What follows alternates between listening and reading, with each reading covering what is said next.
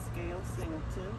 I am the mother of two boys, and currently I am a student at Liberty University working on my master's degree in counseling and psychology.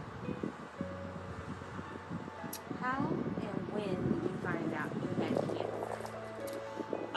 Well, basically, I was, as a female, you were taught in school, and even when you start going to the doctor after, you grow up and you start having those female things, you're taught to do a self-breast exam, which is something that I continuously did and still do. Last year, I think it was around February, when I actually was doing a self-breast exam, that I felt a knot in my left breast. And it wasn't sore or anything, but it was uncommon. And so I made a doctor's appointment, to go and get it checked.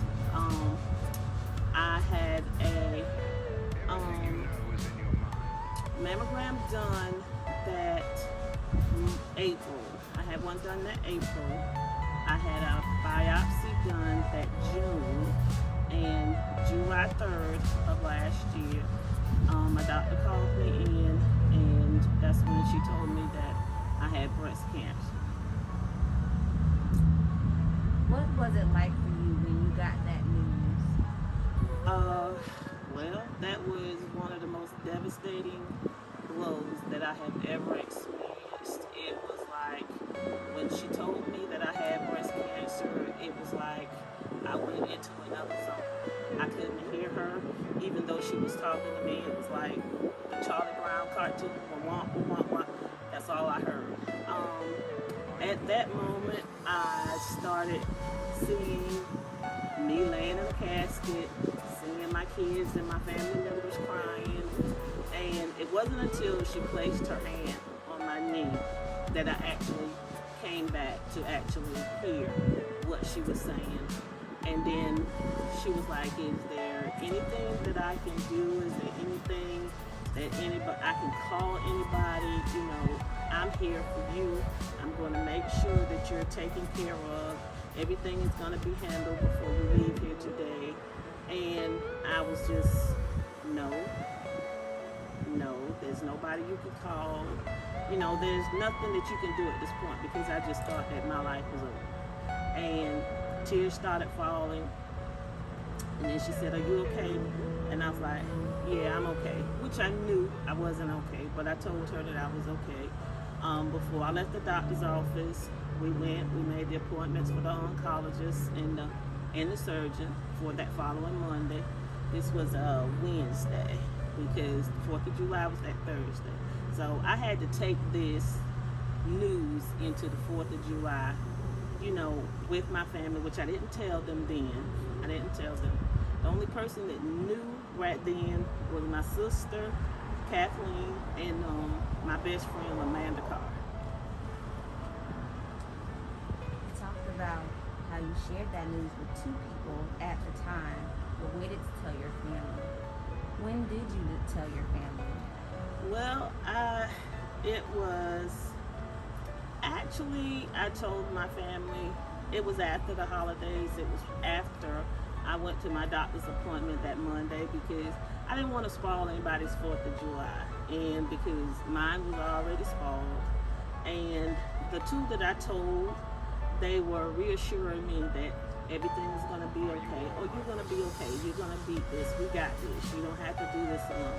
So it kind of uplifted my spirits a little bit, but deep down inside, I really knew that, I just felt that my life was over. Because when I walked out the doctor's office that day and I got in my car, I just cried, and I just cried, and I cried till I was like, you know what, God, I'm all cried out. I can't cry anymore.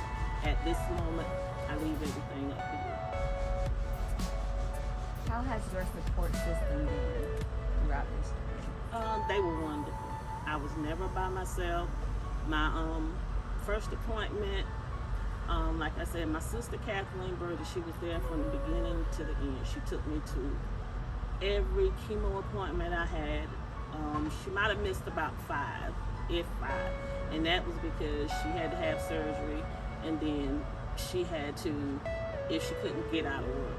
But every appointment that I had to go to, she was there. She took me to those. She took me to radiation. My best friends was there with me that day. The first day I went to the doctor, I called them my dream team because it was both of my sisters, Kathleen and Cynthia, and my best friends, Amanda and Amanda Hickson.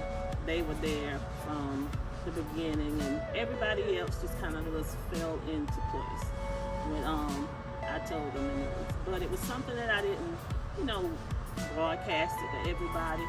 But for those that I did, that did find out, because like I said, I only told 2 people.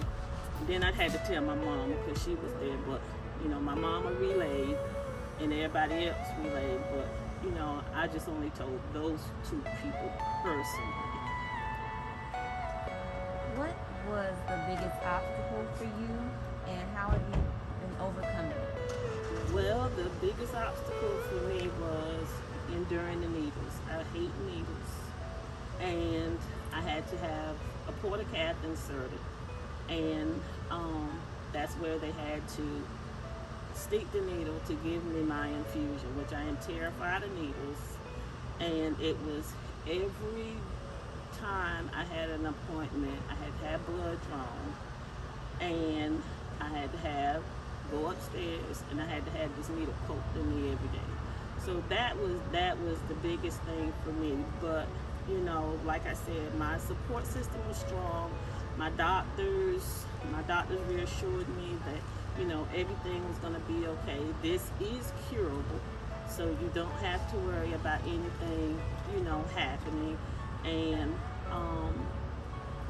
after I got over the initial shock and all of that, I was like, what? I can do this. I can do this.